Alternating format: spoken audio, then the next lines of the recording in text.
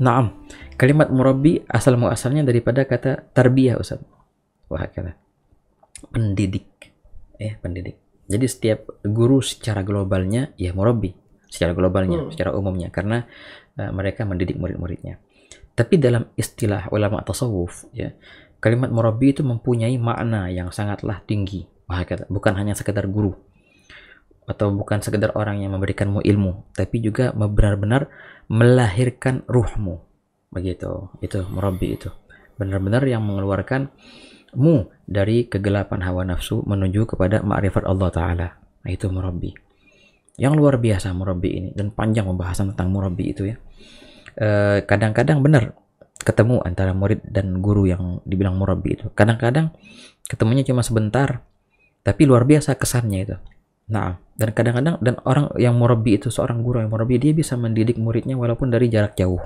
Ya kan ya?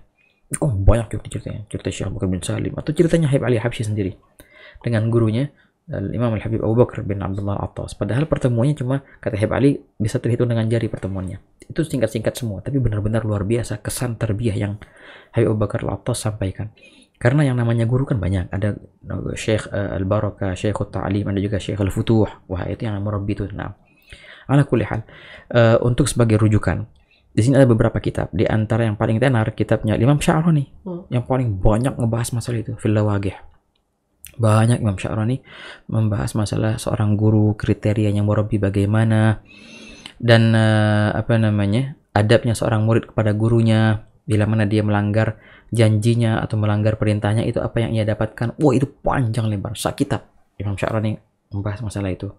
Ringkasnya di sini ada Imam Al-Habib Ali bin Hasan Al-Attas membahas dalam kitab Al-Atiyah Al-Haniyah. Kan bagus tuh. Itu kitab keren tuh. Kita tuh ringkas, tapi sangat padat. Setiap alinea itu judul yang luar biasa lah. Beliau jelaskan di situ, waliyakun laka fi akhdhil ulum ala yadi syaikhin yang mana dia itu telah mengambil tarbiyahnya daripada guru-guru yang sebelumnya. Dan terus itu ada satu alinea yang luar biasa ya kawan. Ini, Anda sempat cari, barusan Anda sempat cari ini. Kebetulan ada PDF-nya di sini, Ustaz. Coba, Anda bacain dikit ya. Waliyakun laka fi akhdhi hadhihi al-ulum wasuluki sabiliha. Tamam. Syaikhun muhaqqiqun, arifun mutadalli'un, dhu fahmin wa ilmin wa hikmatin wa adabin wa hasabin wa nasab, wa basiratin munirah, wa husni sarirah wa sirah. Ini syaratnya seorang murabbi. Jadi nggak sembarangan orang tuh dinamakan murabbi. Ada filmnya lagi sekarang. Tahu nggak ada filmnya? Hah? Sang murabbi. Nah, makanya siapa sih kriteria murabbi? Apakah murabbi itu siapa murabbi aja? Dan nggak sembarangan orang dipanggil murabbi. Sekarang kayaknya nama murabbi itu kayak diobral gitu ya. Siapa aja murabbi. Padahal itu kalimat yang sangatlah berat itu. Berat dan thaqil. Banget kalimat murabbi itu. Ini di antara syarat-syaratnya. Habib Ali bin Hasan, yarji'u fi ilmihi ila syaikhin aw syuyukh lahum silsilah muttasil yartafi'u sanaduha ila Rasulillah sallallahu alaihi wasallam. Qal, "Waliyakun laka fi akhidh hadhihi al-ulum wasuluk syaikhun muhaqqiqun." Pertama, dia itu muhaqqiq. Al-arifun mutadalli'un, yang mana benar-benar ilmunya itu sangatlah dalam. Jadi, syarat pertama bagi murabbi adalah alim. Bukan cuma alim, walim. Begitu. Artinya apa? Sangat alim. Bukan cetek ilmunya. Alim dari segi ilmu zahir batin. Menguasai ilmu syariah. Bukan cuma satu ilmu, dua ilmu. Hampir semuanya dia kuasain. Ini syarat pertama. Begitu. Hakadha ikhwan. Syekh arif mutadalli. Apa arti mutadalli? Dan benar-benar luas ilmunya itu. Kemudian dzu fahmin wa ilmu wa hikmah. Pemahamannya juga hebat. Ilmunya dan hikmah bijaksana. Ketika mengambil sikap. Enggak sembrono murabbi itu. Enggak mengambil sikap kemudian aneh dulu enggak tahu, aneh nyesel. Ini gimana ceritanya sih? Mudahnya engkau mengambil statement itu, ya kan? Kemudian engkau sesali, itu alamat. Ini nggak bisa kita pegang nih, ya gitu. Minta maaf dulu aku berpendapat seperti ini, dan aku sekarang aku ketahuan itu bagus dari segi ngaku salahnya. Tapi untuk mengambil sikap-sikap, apalagi dalam sikap berdakwah, sikap-sikap mengambil langkah ke depan, ini nggak sembarangan. Sampai-sampai dia menyesalin sikapnya itu di mana hikmahnya kalau begitu? Soal Nabi. Allahumma sholli. Jadi orang benar-benar bijak dalam mengambil langkah ke depannya. Sangat dipertimbangkan. Hakata. Jadi nggak mudah ngeluarin satu sikap atau dua statement, habis itu sekian tahun kemudian, walaupun sekian tahun kemudian dia menyesali itu. Ada ainal hikmah kalau begitu. Taib. Jadi harus hikmah. Wa adab. Dan dia bagus adabnya. Ilmu yang luas itu tinggi dan hikmah kebijakan yang lebih, tapi sangat beradab. Dengan siapapun.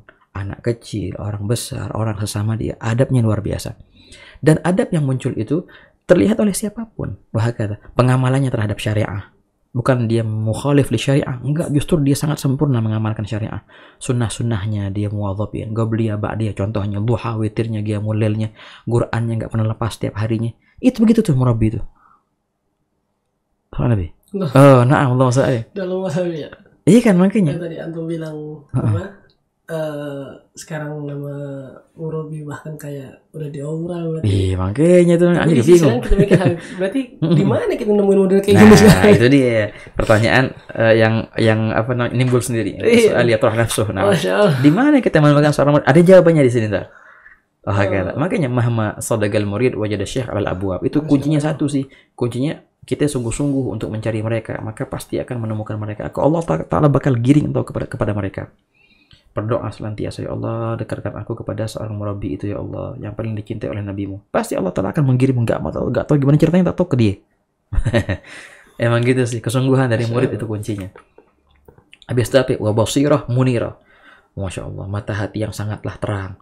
Wa husni sarirah wasirah. Kita lihat biografinya. Dari kecilnya, lempeng orangnya, lurus orangnya. Ini yang murabbi ini baru nih. Begitu. Yarji'u fi ilmihi ila syekh, yang mana dia mempunyai sanad dalam keilmuannya kepada seorang guru ataupun banyak guru-gurunya.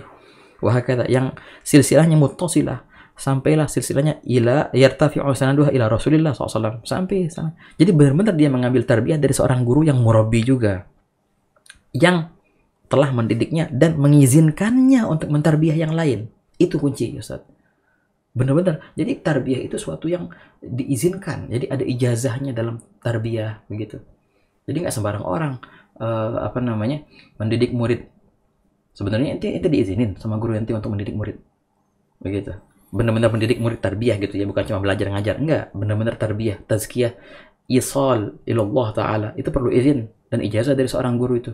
Gurumu telah mengambil ijazah dari gurunya. Ya tinggal engkau, diizininkah engkau untuk menjadi seorang murabbi? Begitu.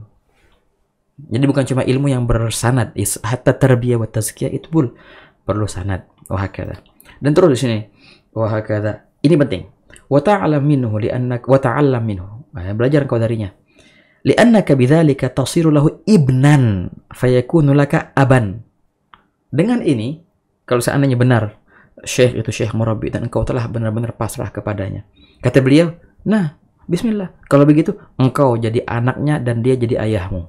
Plak persis perlakuan kita kepada ayah kita. Wah kata, itu bakal menjawab sendiri tuh pertanyaan yang tadi ditanya. Kalau sekarang kita seandainya suul adab sama dia gimana?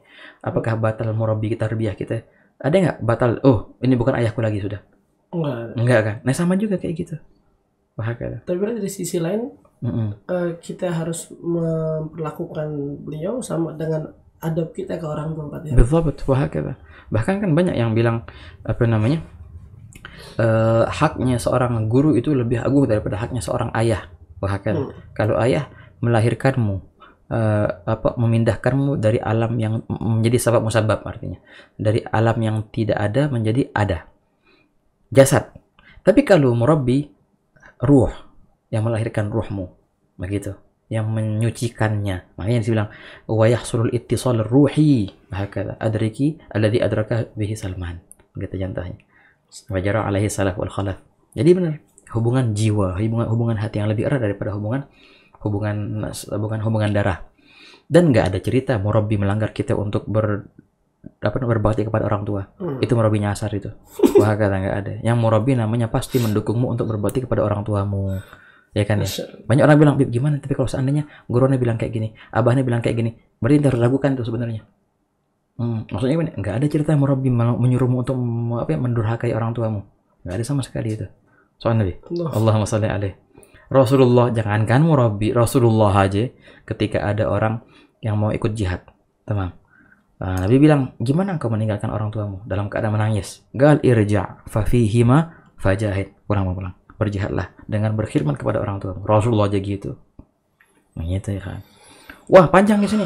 Wa ta'tamid fi muhimmat umurika alaihi wa takhdu' nafsaka bil inqiyad ladaihi wa taj'alhu wasita bainaka wa bainallah. Begitu. Itu perantara antara kita kepada Allah Ta'ala, perantara antara kita kepada Nabi Muhammad SAW, dan benar-benar kita patut kepadanya, nunduk benar-benar mengambil perintahnya dengan sungguh-sungguh gitu. Wa 'alal jumlah, ini yang luar biasa. Fa yanbaghi laka an taqta' bi anna ma 'ala wajhil ardi afdal wala akmal wala anbal wala ajal minhu. Gitu, Syuf. Ini kewajiban seorang murid, bahwasanya dia meyakini bahwasanya gurunya itu adalah yang terbaik pada zaman ini, yang paling mulia pada zaman ini. Ini kewajiban seorang murid. Tapi ingat, ini kewajiban letakkan di hatimu, jangan kau keluarkan dengan lidahmu sehingga membuat orang lain cemburu. Itu lucu yang terjadi sekarang. Muah-wahkan gurunya seakan-akan yang lain palsu, gurunya tuh yang asli. Akhirnya orang pada kesel. Ini nggak bener nih, dari mana ente mengambil tarbiyah kayak gitu? Emang guru ente nyuruh kayak gitu? Ada nggak guru nyuruh biar mewah-wahkan gurunya dan merendahkan yang lain? Gurumu nggak menyuruh kayak gitu seandainya dia murabbi. Justru gurumu seandainya dia murabbi, menyuruhmu untuk mengagungkan yang lain, menyuruhmu untuk belajar kepada yang lain. Itu baru namanya murabbi. Ya lucu kalau murabbi melarang muridnya untuk belajar yang lain. Murabbi dari mana kayak gitu? Ya nggak? Sama Nabi. Justru murabbi nggak ada sama sekali nafs, wala hawa, wala anwa. Begitu. Dan memang akidah wajib seorang murid meyakini itu, bahwasanya gurunya ini adalah yang paling mulia di zaman ini, yang paling sempurna, yang paling afdol gitu. Itu bagus. Itu kata Imam Syarani jadi dijelaskan banyak lebar itu. Tapi ingat, ini hanya di hati, bukan di medsos. Begitu, apalagi dikeluarkan sehingga membuat orang lain cemburu. Gila sih kan jadinya. Itu belum bertarbiyah berarti itu, ikhwan. Soalnya. Nah, wa'akala. Wala ta'tarid alaihi fi amr min al-umur la zahir wala batin. Begitu. Nah, jadi apa ceritanya? Ini panjang-panjang pembahasannya, ikhwan. Ini adalah ringkasan daripada apa yang dikatakan oleh Imam Sya'rani dalam kitab-kitabnya. Diringkas sama Habib Ali bin Hasan Al-Attas. Taib. Pertanyaan tadi, bagaimana kita bisa mengatakan seorang guru adalah murabbi? Ya, coba kau lihat syarat-syaratnya pas nggak sama dia. Begitu. Praktekkan syarat itu sama dia, yang tadi kita sebutkan. Praktekkan syarat itu sama dia. Wah, nggak tahu ya, tapi aneh sih belajar sama dia, bagus belajar. Masih muskilah kita taati perintahnya, wah kata. Tapi untuk menyandingkan kata murabbi itu sangat hati-hati. Jangan sembarangan gitu ya, mensifatkan seorang sebagai murabbi. Tapi ala kulli hal, setiap orang yang belajar, yang kita belajar dari dia, siapapun itu, kita sebagai hamba sahayanya. Gitu. Sayyidina Ali bin Abi Thalib berkata, "Man 'allamani harfan kuntu lahu 'abda." Jangankan murabbi ataupun guru, orang yang mengajariku walaupun satu huruf, sungguh aku telah menjadi budak, kata Sayyidina Ali. Wah kata Abdullah bin Abbas, Sayyidina bin Abbas yang diriwayatkan dalam Jami' Fadlul Ilm, Ibn Abdul Bar. Itu luar biasa. Beliau berkata seperti ini. In syi'tu, kalau aku bisa, aku memang bisa, kata beliau. Kan beliau ini kan sepupu Rasulullah. Jadi sangat terpandang di kalangan sahabat. Kalau seandainya aku mau menyuruh sahabat-sahabat yang senior itu untuk datang ke rumahku mengajariku, la fa'altu, aku bisa itu. Pasti mereka akan tunduk. Tapi nggak kayak gitu caranya menimba ilmu. Aku mendatangi rumah mereka. Kata beliau. Bahkan dalam cerita Ibn Abbas ketika belajar sama Sayyidina Zaid bin Thabit, dia kan Al-Ansari, itu duduk menunggu beliau depan pintu. Tahu-tahu keluar Sayyidina Zaid bin Thabit. Abdullah bin Abbas, kenapa nggak ketok dari tadi pintunya? Aku takut mengganggumu. Gitu. Bukan cuma itu. Apalagi Abdullah bin Abbas nunggu walang ngetok sampai, bayangin, di bawah terik panas yang luar biasa di sana itu berapa Celcius derajatnya. Wah, juga debu yang bertebaran.